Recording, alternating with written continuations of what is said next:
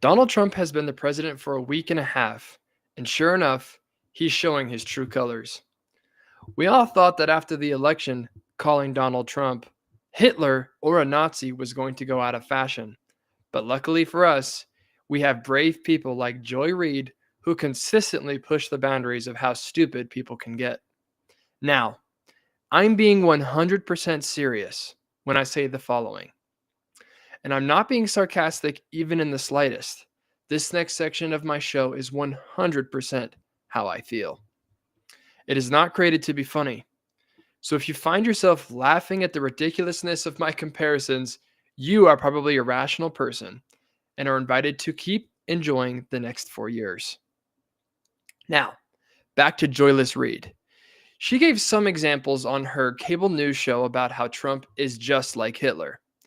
But I think she's missing the mark. So I'm going to give my reasons as to why I think Trump is literally Hitler. Number one, when Trump became Colombia's poppy. Trump harshly sent home illegals who were convicted of raping, killing, stealing, and hurting Americans. In many ways, he sent them back to their amazing country of which they are very proud to be members of, Colombia. But on their way, the Colombian president decided he didn't want these criminals back in his country. But within minutes, Donald Trump, with the power of Diet Coke and his iPhone, threatened tariffs and other consequences to the Colombian government. And they very quickly backtracked and let the plane land and welcomed home these criminals to their country. Now, any non-Hitler president would have responded very differently in this scenario. A non-Hitler president would have rolled over and told Colombia, never mind, we're going to take your criminals and we're going to keep them here and let them continue to ravage our country and our communities, and also, please send more. A non-Hitler president would have apologized for even suggesting that other people from other countries could potentially be criminals. Clearly, Trump, by protecting our national sovereignty, our nation's people, and not bowing to a third world socialist, is showing that the only difference between him and Hitler is a little mustache. Number two, Trump pretends to be a biologist. On his first day in office, Trump signed an executive order claiming that there are only two genders, male and female. Now, you know who else believed that there were only two genders? Hitler. In fact, I'm almost certain that Hitler had never thought about his own gender journey. And I bet that if you asked Hitler about the problems that transgender Germans faced in his country, he would look at you and, depending on your religion, might send you to a gas chamber, just like Trump. The parallels here are shocking. Basically, what I'm saying is that if you believe in two genders, you hate Jews. And number three, the potential elimination of taxes. Trump, in a rally with his fans in Las Vegas, played with the idea of eliminating the income tax entirely and replacing government revenue with tariffs. Now, only a Hitlerian figure would ever consider giving the citizens of their country more of their own money back. A truly non-Hitler-esque president would want to increase taxes and make sure Americans kept less of their money. Now, you're probably wondering, Dan, you handsome devil, with more money to spend, wouldn't that make Americans more prosperous, more free, and more able to enjoy their fruits of their labor? But if you would ask such questions, I would urge you to consider stop looking at the money that the federal government is taking from you without your permission and to go back to being an obedient, regime-abiding, MSNBC-watching, biology-denying, Hamas-supporting person. I know I will. I'm Dan Fillmore, and this is The Dan Fillmore Show.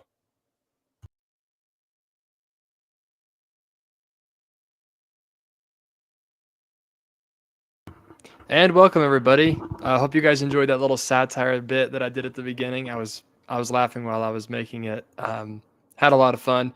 Today's going to be a great show. We have David Kyle on the line. He's going to talk to us about the legislative process that's going on right now in the state of Utah. If you haven't liked this video, go ahead and like it, subscribe to my YouTube channel, and try to support Main Street Media as much as they can. We have a lot to get to, and David doesn't have a ton of time, so I'm going to bring him in right now. Hey, David, how's it going? Good. How are you? I'm great. Nice to have you on the show. Yeah, You're my first guest. I've never had a guest yet. You're the first one, so welcome. Well, it's a pleasure to talk to you about the issues of the day. Yeah, you look nice in a suit and a tie. I don't see you wearing that very often. Only during the legislative session. So you're up at the Capitol right now, I'm assuming. Yeah, I am. Mm-hmm. Cool. So I have a couple of questions for you. You can basically fill in what you'd want, but why are you up there? What are you looking at? And what are some key points that you think people should know? So there's been a lot of news about a union busting bill. It really isn't a union busting bill. It actually gives more options for unions to participate. You may have seen it in the news.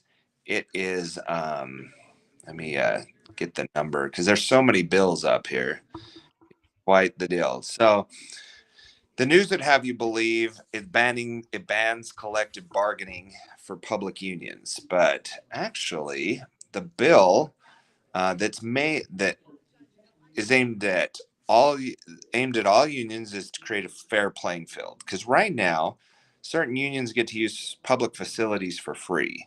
And what it says is if you want to use a public facility, you've got to pay for it, just like any other group that wants to use public facilities, right? Any other private group, because your unions are no different than any other public group. So it's HB 267. It passed the House 42 to 32. And not only does it say that they have to be, use of public facilities, they have to be treated fairly, but it also says that the teachers can have more than one union. So, for instance, if you wanted to have a conservative union for teachers to join, will have equal access and equal opportunity. And that actually could be a good thing for a lot of teachers that are conservative, and that the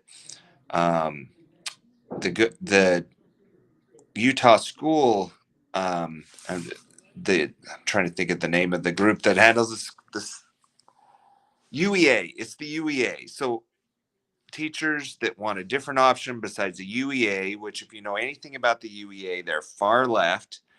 They're anti-choice. They're in education.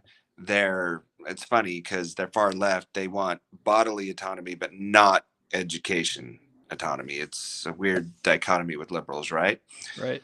So, but basically says that they can meet and they can bargain, but also other groups can meet and bargain as well. So to me, it's a good bill, but of course, it's a heavy issue. A lot of teachers are taking it personally, like it's a personal attack on them and the profession. But that unfortunately happens a lot because the other side stokes the fires of fear. So. Sure. So basically what it is, from what you're explaining, is it's basically just like union choice. So like that way, if someone works at an elementary school, they're not forced to go with the UEA. They can join a different union. Is that what you're saying? Yeah. It gives the ability to have a choice in unions. There's a lot of news reports to say that it prohibits collective bargaining in the public sector. That's not true. It does not ban it. It opens it up. And they can still meet in the school facilities. They just have to pay for it like everybody else. So Interesting. So I don't is like common sense. I see it as sense, right? You get a choice in where you're going. So do teachers have to be in unions, or are they forced to do that by Utah law? So they don't have to be in unions. There's no forcing. Hang on one second. Okay. So there's no requirement. But as we heard in the committee hearing just a few days ago, when somebody becomes a teacher, they're offered insurance plans through the union and insurance plans, you know. Really?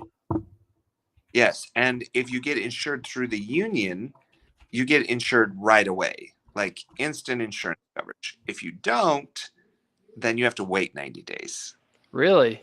Yes, so that is one instance where like the union, like they use that pressure to get people Right.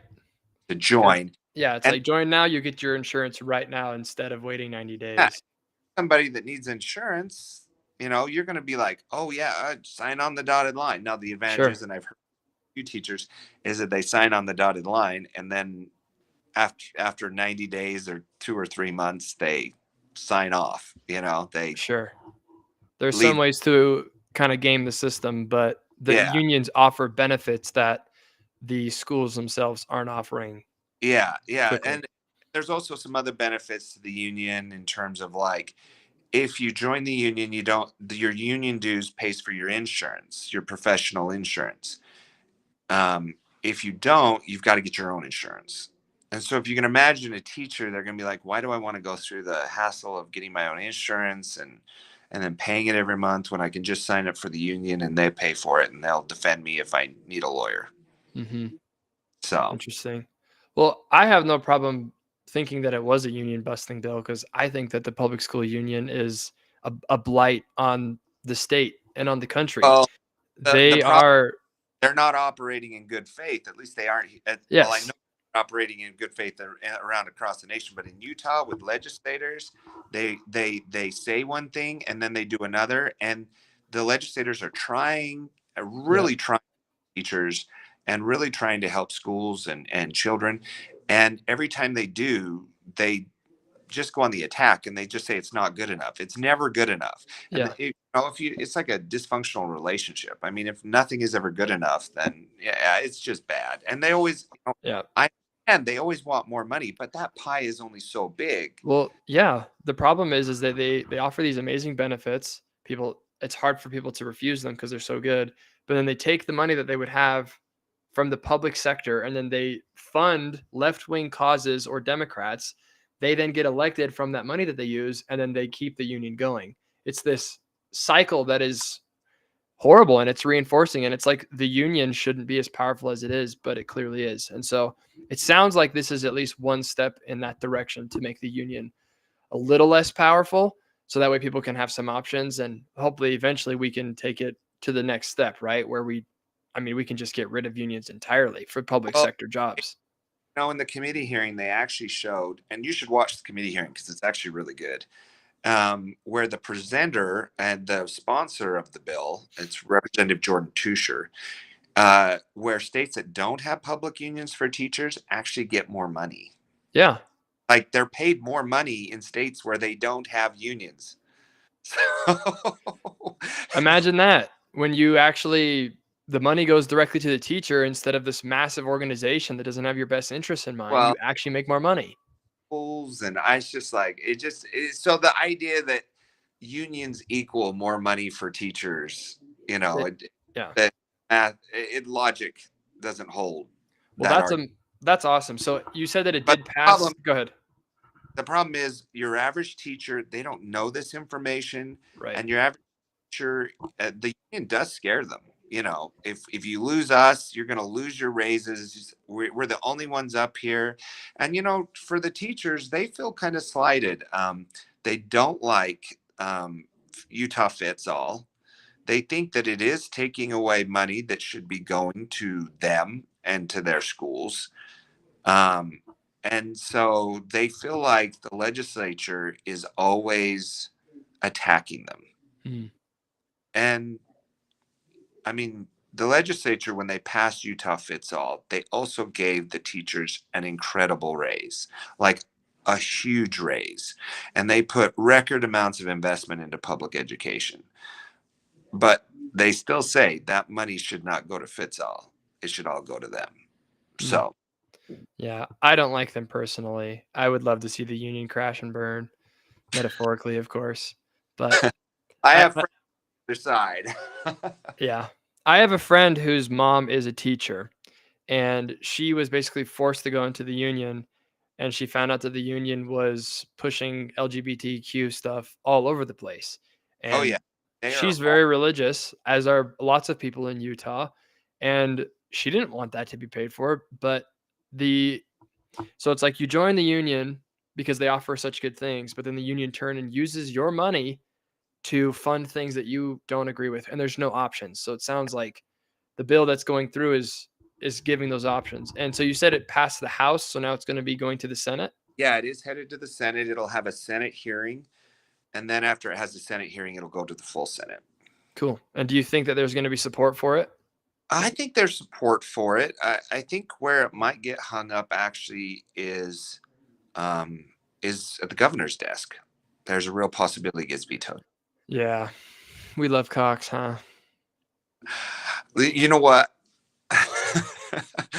Cox has actually been he's proposed some good legislation this year, and so we'll see how the record goes. Okay. And he did some last year, so I just can't get over the fact that he introduced himself with his pronouns. That to me is just disqualifying. As soon as somebody uses their pronouns in a non-ironic way, you just shouldn't be in office as a Republican. Like, yeah, what are you standing up for if you're not standing up for reality, for the yeah. reality that there's two genders?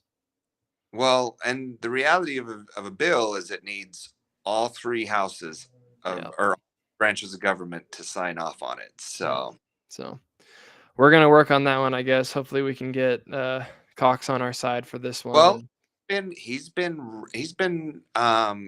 signed the school choice legislation 2 years ago. He signed last year. He signed some changes, some good changes. He's been I mean, they've been negotiated with him, hmm, uh, but so far so good in terms of like school reforms on from the governor's side. So cool. So what you're saying is he's like a good sandwich, but every once in a while you bite into it and it's got a big piece of hair in it. So sometimes we disagree with the governor, and that's okay. that's a nice way of putting it, David. You're more diplomatic than I am, perhaps. So you've got that bill going through. What other things are happening on the Hill that we need to know about? Well, some exciting things if you like clean energy. That we're moving ahead with nuclear power in Utah, and that's controversial for some people. That's amazing. So nuclear power, and that's the governor, Okay. governor, Okay. and that. Oh Okay. Taking a yeah, lot of bites. No hair yet. no, it's no bad, no, yeah. Let's see. Oh, another big one. Transgender. The House passed a bill limiting transgender access to college dorm rooms. I was actually in the House committee hearing for that, and that was Okay. super. It's a great bill. It we were able to improve it. We added modified it just a little bit, but it soared through committee. Party Hmm. line, of course, all the Republicans voted for it. Head to the House vote. It was a 59-13 vote. So Wow. That's yeah, great. well, soon we'll that problem we had with Utah State and problem with I guess a transgender. Did you hear about that, Daniel? No. No. So there was a transgender student who was sharing a room with someone that was not comfortable. Hmm. Yeah. She said, thank heavens, and the university said too bad, and Hmm. so the Speaker of the House got involved. Actually, it got to the Speaker of the House, the news of it, and he said this is not happening in the state of Utah. So lots of phone calls were made, and let's just say things were changed really fast. Make sure it doesn't happen again. That's There's no, great. and it should pass through the Senate without a problem. I think everybody, for 5 years we were pushing for anti-castration of children. I know that's weird. It took 5 years, but it took 5 years for us to get the political will here. And we were one of the first states, to pass it and to pass one that was that held up muster in the courts, and that was with Senator Kennedy, now Congressman Kennedy, and it was a great bill, fantastic bill, and we got the support, passed it, the governor signed it. We're now protecting kids from transgender hormones and surgeries in the state. So Awesome. It is very interesting that it's taken so long, but it's like breaking down a dam. Once you hit that right spot and the dam breaks, it just all It comes just out. Yeah. goes. You know what? The thing with that bill, um, is that it was like pounding your head into a brick wall year after year, because the first problem was people didn't believe it was happening. Right. Exactly. Then the second problem was getting past the LGBTQ activists, and They with are everywhere. Center and Quality Utah and the Mama Dragons group, and I mean it was something else. I mean, and Senator Kennedy had, when it passed, like shortly after, they wrote, like, spray painted his garage door with horrible words. And so, their retribution, even during the campaign, you know they were taking his sign down. I mean, it was pretty horrible. Yeah. But that again shows that it's a loud minority because you look at polls all across the country and across the state and nobody supports this crap. It's just crap. No one believes it. We're all just too scared to talk about it. So you're watching and listening here live on KMMU, Main Street Media, Utah. You can find us on Rumble, YouTube, X, and our website is kmmu.org, kmmu.org. Thank you so much for listening. You can call and talk to me live with this phone number right here, 385-899-2134. That's again 385-899-2134. We're here with David Kyle. So, And I'm with the Utah Eagle. Utah Eagle Forum. We got to get that set up too.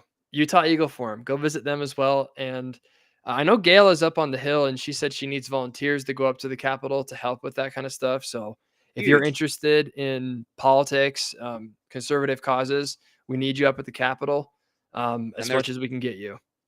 There's a lot to learn. So it's a great learning experience to learn the process and how things work and to influence legislation for the better. Awesome. So David, how much time do you have left with us? That's a great question. We can keep going here for how long? What do you have? I'd be happy to keep you as long as you're willing. So we'll keep chugging along. So far, so good. So what other bills have you been looking at? So let's go to today at 2:00 in Natural Resources, they're going to be hearing about cannabis amendments. And so that's actually a meeting that I intend to be in on and to testify. And this cannabis amendments is by Representative Daley Provost, and she's a Democrat out of Salt Lake. She's not from Provo. That's just her name. And it expands the number of cannabis dispensaries and grow facilities and advertising, and basically moves us to more towards recreational marijuana. So we'll be in there testifying that bill, showing the harms of marijuana, because they call it cannabis. That's a pretty way of saying marijuana. Yep. But we're going to be testifying about the harms of marijuana and how addictive it is, because it is addictive.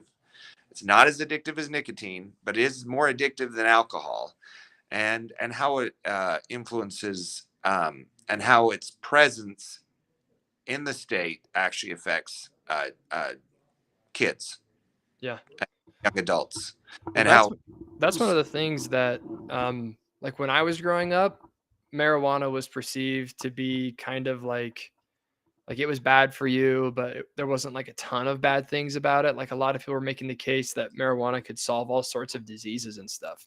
But ever since it's been legalized in Colorado and other states, they've actually been able to follow people as they use it, and it's one of the largest contributing factors to schizophrenia.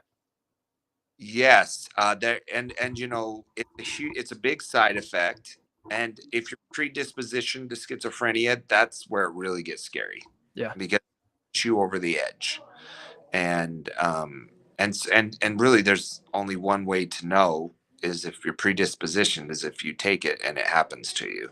Right. And So there isn't warning labels on some of these products, and we have pushed for warning labels that talk about schizophrenia, talk about the dangers to pregnant mothers.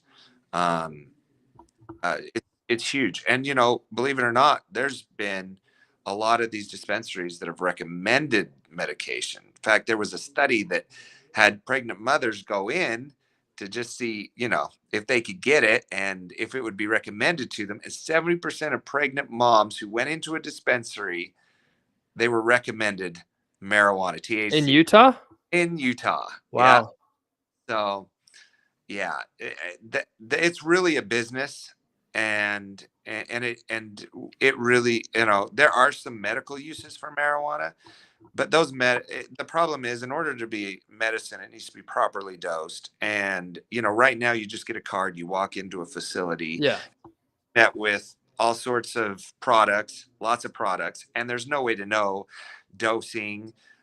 People don't know that these products, most of them, are 30%, or actually, the majority of products are 50 to 90% THC. And that is Wow. way more than you need Oh for any yeah. Oh conditioning, yeah. including pain, which there is a debate on whether it's even effective for pain. But you know, that, I mean, you get a person on 30% THC even off the bat, that's gonna, I mean, you know, they're Yeah. good night, Harry. Yeah. And what this sounds like is that it's again, it's like a foot in the door, right? Where we've already kind of let it in. And so we have the places that are giving it out willy-nilly, and you don't really need to even Well, you have to have show a med anything. card. You have to be seen by a doctor, but anybody can go into the doctor and say they have pain. Yeah, exactly. And You know, so my more back. dispensaries, more this, more that. I mean, it's just it's like anybody who thinks that a slippery slope fallacy doesn't exist is crazy, because it totally does. The way that you get things done is by one step at a time. And so I'm glad you're up there, and I'm glad you're testifying against it, because obviously I'm all for helping people feel, better about what they have. And if marijuana really has those properties, that's good. But it seems like a shoe in the door. And I'm sure you've been to Colorado or Washington. I mean, you walk around these cities and it's just, there's zombies everywhere. The whole city smells like pot. It doesn't, I don't know. I don't want Utah to end up like that at all. And if people want to go smoke weed, move. Okay. We're not Well, doing it here. there's Colorado, and it's a disaster in Colorado. And then you've got Oregon. It's a disaster there. In fact, they're rolling their liberalization laws back. Right. They've realized that these kind of liberal programs, and liberalizing Schedule 1 drugs is a big mistake. And so Huge. they're it back. They're trying to dial it back, but it's still meeting headwinds, even though the public is realizing the consequences. Do you want to discuss one more bill before we go? Yeah. Let's do one more. Okay, so we've got SB 155 by Senator Todd Weiler. Weiler. We love This, Weiler. this is a very, very controversial bill. And I bring it up because it's so controversial. You can have fun with this one. Now, I talked with Senator Weiler. I've had several discussions with him, and he's a pretty level-headed guy, but he has kind of a different worldview on certain issues. And this is a bill that he's bringing forth because he's received apparently a lot of communications from constituents, who somehow managed to get put on the sex offender list. And if you get put on there, you don't get on. There's Right. no, there's no valve to, get removed. So he's trying to create a valve for removal. Now, the bill in its current form, if it passes, will probably be stripped. I mean, it's received a ton of pushback, but what's your thoughts on that, Daniel? That's interesting. I mean, being mislabeled a sexual predator is, how often does that happen? I mean, you have to have done something pretty bad to be labeled a sexual predator. Well, it could actually be, I think it can be simple as exposing yourself in public. Hmm. And I assume that there's a potential of like young teenage adults doing stupid things and getting on that list. Hmm. Yeah. So, but that's a bill that everyone should read and understand before commenting on. Yeah. So, I think Well, there's a lot of knee jerk reaction. And while, I mean, I understand the knee jerk reaction, at the same time, like I always advise people to read them and consider and even talk with the sponsor of the bill before making a judgment. Right. Yeah. And I mean, like you said, 18 or 19-year-old kid Does just, something. I don't know, pees in the woods and someone turns the corner and sees him, it's like, you're a sexual predator. It's like, oh, I just had to go to the bathroom, like, I don't think you get on the list for that, but okay. there are like so. I mean, if you do something in your early 20s or something, should he's trying to ask the question, should that follow you for the rest of your life? Interesting. Huh. So When is that going to be in committee? that's a great question. I don't know yet. You have pretty much have 24 hours notice before it goes to committee. I see. Well, So that'll be an interesting one to follow because I mean, no one would want to be labeled as a sexual predator for something that was inane well, and small, right? imagine like an elected official, being labeled as pro, you know, Sexual predator, right? predator, yeah, and not Yeah. protect. There's definitely empathy for Senator Weiler on this one. Clearly, he's not trying to do that by any means. I mean, there's clearly a good argument um, for it, right? Well, But we'll see how it goes. conservatives are really coming down on him hard, and so we'll see where the bill ends up. Okay. Well, David, thank you so much for joining us. We really appreciate it. And good luck up there. And if anybody wants to go up and volunteer in the Capitol, they need you guys up there badly if you care about conservative causes. We do go to UtahEagleForum.org. That's UtahEagleForum.org, and there's a volunteer form. And also, if you have young kids or you have teenagers, we do have interns as well, and they learn a lot when they're up here. Cool. Well, thank you so much, David, for your time. We'll be talking shortly. Thank you, Daniel. Okay. Enjoy the Thanks, rest David. of the show. Thanks, man. Bye. Bye.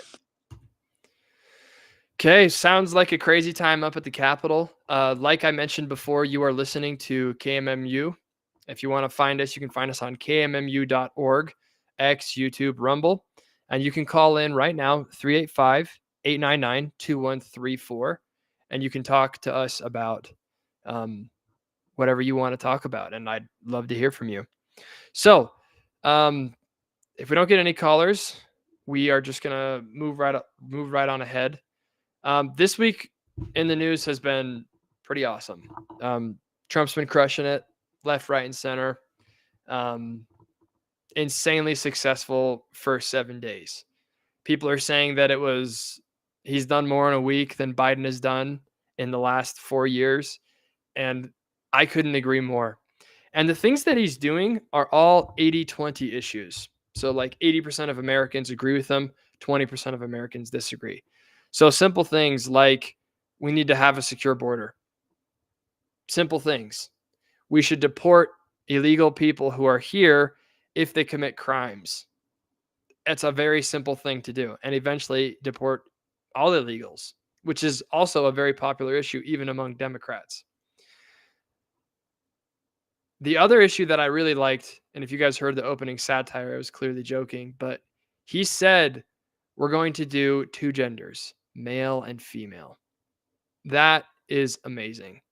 And I started getting into politics in 2019, and I was shocked by how quickly things were going the wrong direction. I remember hearing a story that they were trying to get rid of words like mother and father and brother and sister in government documents. And then I remember the first time that I was asked to give my pronouns, I was shocked. I was like, what on earth? What could this possibly mean? What does it mean? And just in the last 4 or 5 years, it's gone way too far. Like the governor of Utah has even gone on with these activists, and he said, my pronouns are he and him. Like it's come to a very religious state like Utah. It's just infiltrated everywhere. So Trump going in there with a sledgehammer and smashing it all down, saying there's only two genders, male and female, was, man, it's been euphoric to be on the other side of this. I just can't be grateful enough for the American people who voted for him a second time despite his flaws, and we put him back in, and I really feel like a golden age of America is upon us, and he's not messing around. The story about Colombia, how Colombia decided to say no to its criminals and wanted to have us take them instead. And the way he just said no, and that we're going to be able to do whatever we want with them and you have to deal with us, is incredible. And it's not like America isn't the strongest country in the world. Like, it's not like we can't do what we want. It's not like we have to capitulate to what other countries want us to do. They have to capitulate to us. We are the ones with the guns. We're the biggest kid on the playground. And I'm glad that Trump is there and he's fighting for us and he's doing what he promised he'd do. So I'm unbelievably excited for it. And it looks like, I don't know if this is a live call-in. We're going to see. Is this a live call-in? Doesn't look like it. Okay. Can you hear me? Yeah, I can hear you. We have a live call-in? Okay. No, I just clicked the wrong button. Oh, okay. Mr. Techweenie. This is Mr. Dwayne, Producer. the tech guy. This is our first show, so we're working out the kinks. Okay, Dave. You'll let me know if someone calls, though, yeah? I will. I've got the call screening is up, and please give us a call. Your lonely call screener is waiting. I'm here. Okay, awesome. We're gonna go ahead and jump over to YouTube, and I'm gonna show you guys some videos that I was watching this week with JD Vance, and how JD Vance is. It's like he was literally built to destroy the woke media. The way that he interacts with these people, the way that he talks to them is just incredible. Let me pull it up really quick.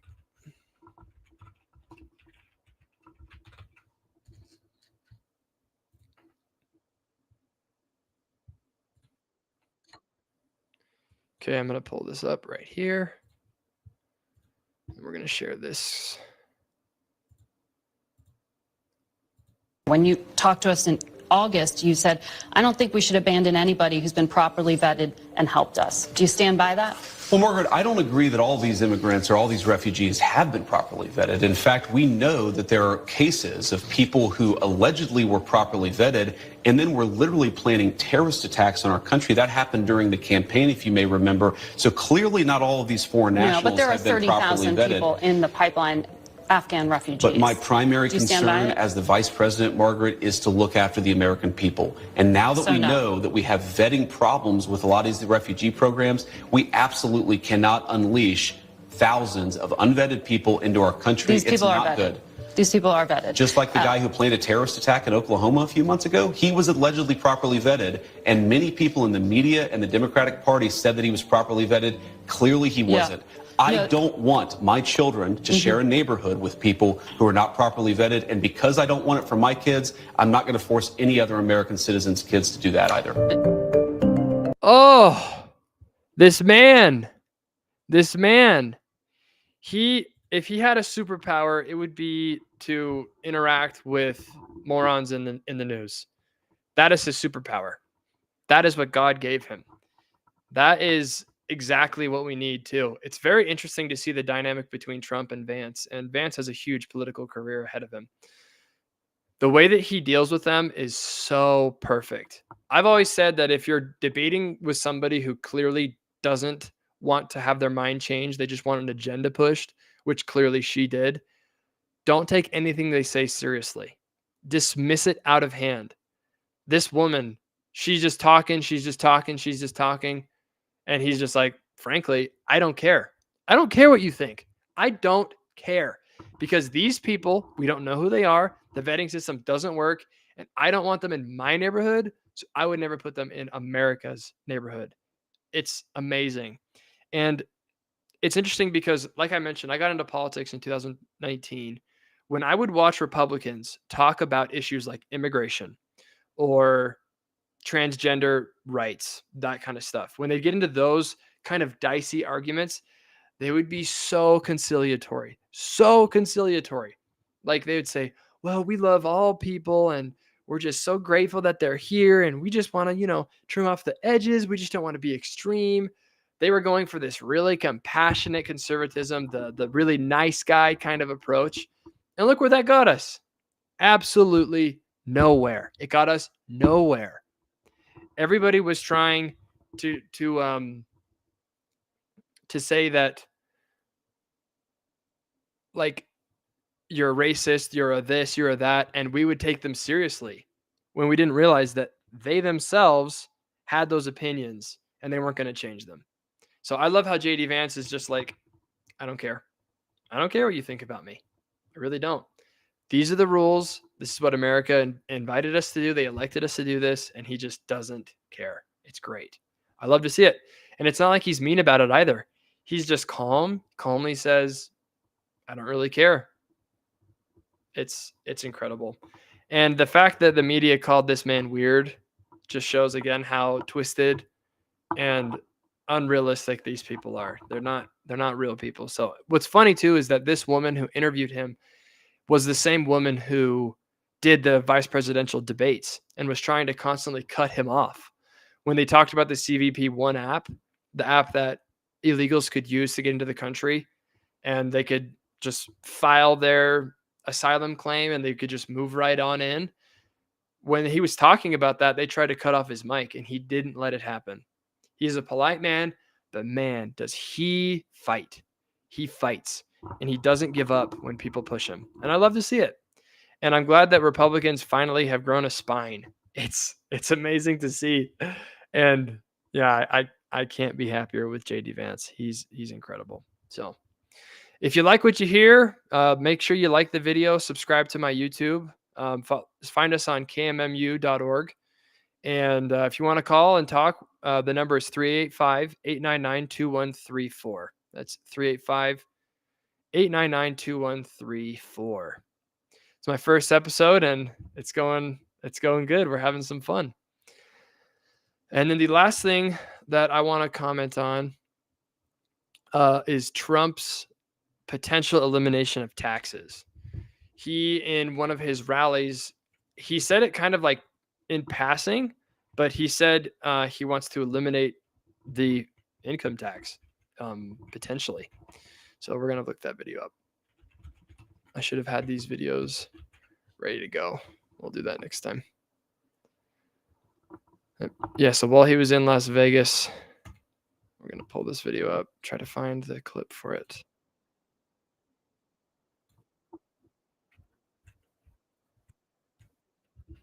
Okay, we're going to pull this up.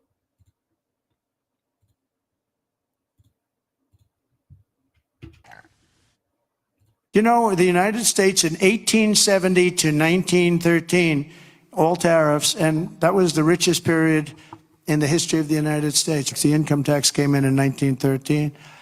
As I said in my speech last week, instead of taxing our citizens to enrich foreign nations, we should be tariffing and taxing foreign nations to enrich our citizens. The president says. So he started with no tax on tips, and now he's saying no tax, period. And I didn't know this, but I guess it makes sense that at one point we didn't even have income tax until like the 1910s. That's when it was introduced. And the entire point of the Revolutionary War was a tax on tea.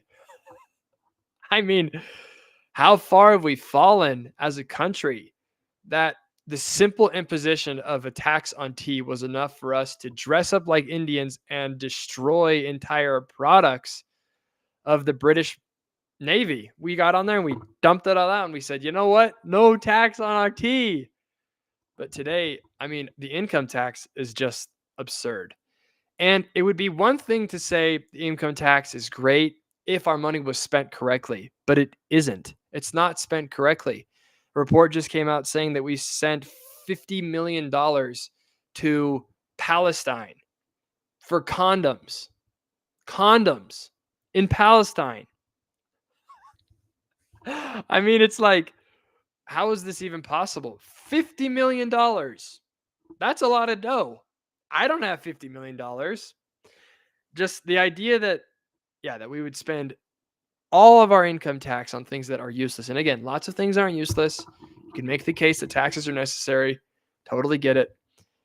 But I'm just annoyed that we pay so much for so little. And it's unreal. It's unreal. So Trump's position, trying to push us towards tariffs and not taxes, is one that I'm 100% behind. even if we can lower taxes just a little bit, I think it's a great idea. I think it's an incredible, incredible thing. And like you said, we're going to tax other nations to enrich our citizens so that our citizens can get rich instead of taxing our citizens to make other countries rich. Because with all the foreign aid that we send to other people, that's America's money. That's America's. If it was switched, if it was reversed, it would be awesome. And if Trump was able to get something done with taxes, whether it's just lowering taxes or eliminating the income tax, he will go down as one of the best presidents in America's history. Period. End of story. Because everybody hates taxes, left, right, and center. We all hate our taxes. We do. The left will say, well, you can tax the rich. But a lot of those lefties who are super rich, they don't want to pay the taxes either. They don't want to do it. So why not just get rid of it and make tariffs? If we can start to implement something that looks like this, it will change the country forever. And this will become a political issue. And if you don't have a position on the income tax in the next presidential election, you might be toast. He's bringing up this issue that's never been brought up. And it's the issue that almost all Americans could agree on, to get rid of taxes or to at least lower them. So, yeah, let me know what you think about that. I think it would be a terrific idea. How feasible is it? I don't know. But that's another thing that I love about Trump is that he shoots for these incredible pie in the sky ideas to try and see. I mean, he's throwing his lasso up at the moon. Maybe one day he'll grab it. Taking over Greenland, taking back the Panama Canal, getting rid of income tax. These things that are really far-fetched, maybe he'll get one done. And if not, we can at least push the direction that we want to go. So I'm super excited. If we could get rid of income tax, man, he will be one of the best presidents ever. I would say it'd go George Washington, Abraham Lincoln, and then Trump. And I genuinely mean that. Getting rid of the British, getting rid of slavery, and getting rid of income tax. I mean, those are massive accomplishments. And I would say Reagan is under him. Reagan would legitimately be under him for the American people. He would come fourth. He really would.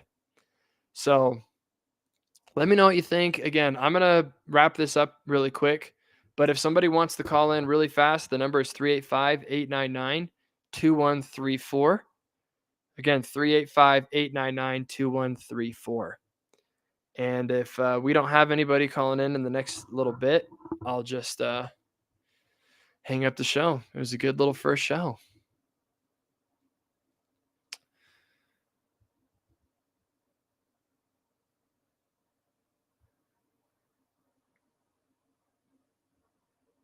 Okay.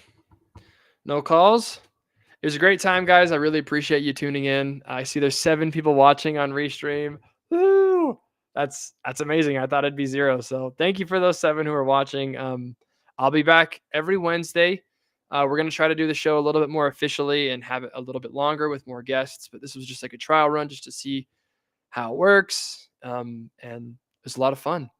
So I appreciate everybody for tuning in, and we'll see you next week.